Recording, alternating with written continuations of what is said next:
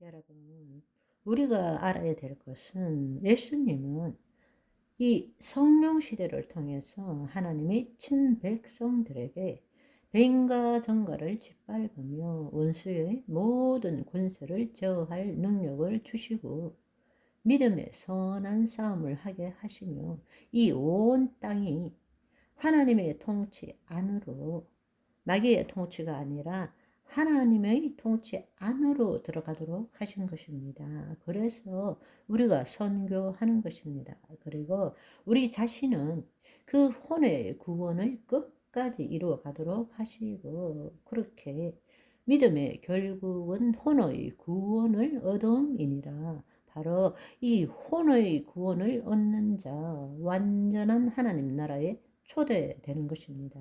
아멘.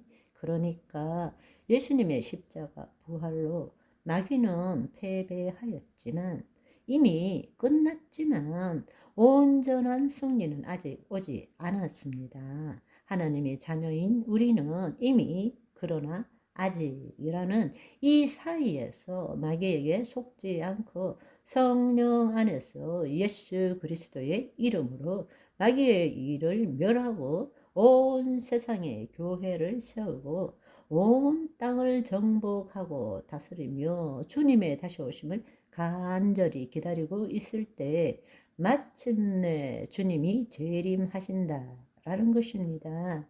혹 재림의 때가 이르지 않았으면 내가 주님 앞에 가는 기쁜 날이 오는 것입니다.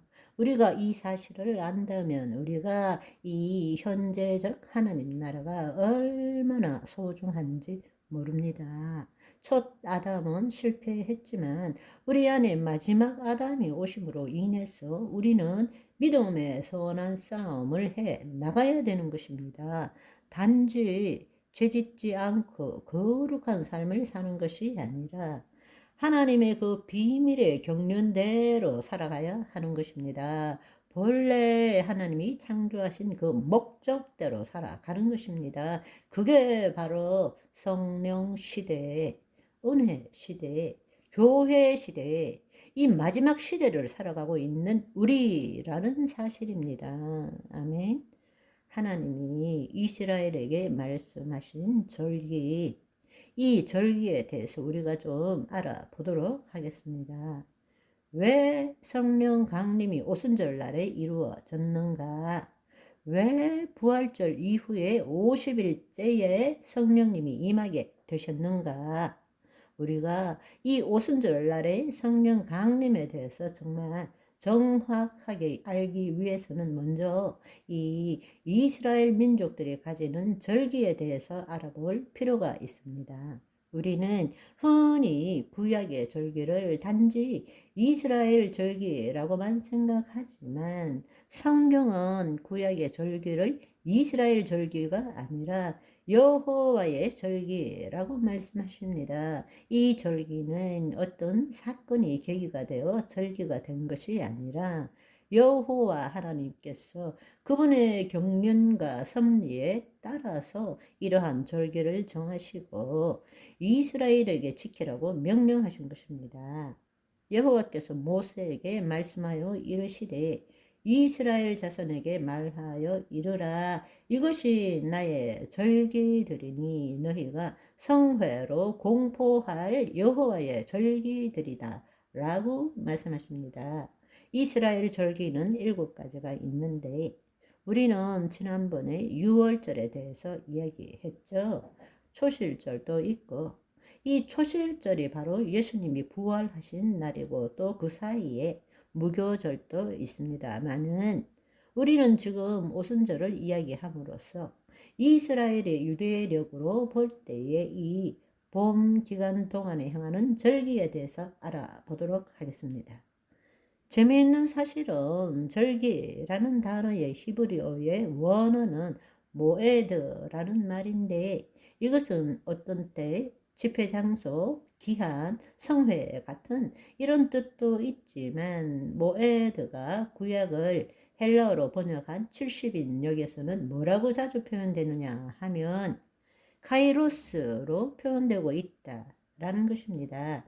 우리가 시계의 시간을 나타낼 때는 크로노스인데 이 카이로스는 하나님의 때를 말하는 것입니다. 그러니까 이 절기라는 이 자체가 벌써 어떤 사건이 일어났기 때문에 이스라엘 백성들이 기념하는 절기가 아니라 하나님이 예비하신 절기라는 것을 알 수 있는 것입니다.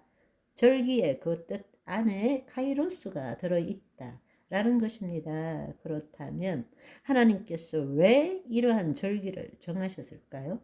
그 이유는 구약의 그 모든 절기는 단순한 명절이나 기념일이 아니라 예수님의 오심과 사역, 모든 것에 대한 예표와 그림자로서 주신 것입니다. 여러분, 이 사실을 분명히 깨달아야 됩니다. 예수님과 절기가 무슨 상관이 있느냐 하겠지만, 아니요, 그렇지 않습니다. 여러분, 구약의 절기는 예수 그리스도에 대한 예표이고 그림자입니다. 여러분, 예수 그리스도에 대한 예표는 저 창세기로부터 요한계시록까지 그 안에 다 들어있는 것입니다. 구약은 한마디로 예수 그리스도를 예표하고 있습니다. 어떤 면에 있어서는 구약은 예언서입니다. 예수 그리스도를 예표하는 그림자이기 때문에 그렇습니다. 구약의 절기는 예수님의 사역에 대한 예언이라는 것을 여러분들은 받아들이셔야 합니다. 그래서 이 예수님께서는 거꾸로 구약에 예언된 모든 일들을 그대로 이루신 것입니다.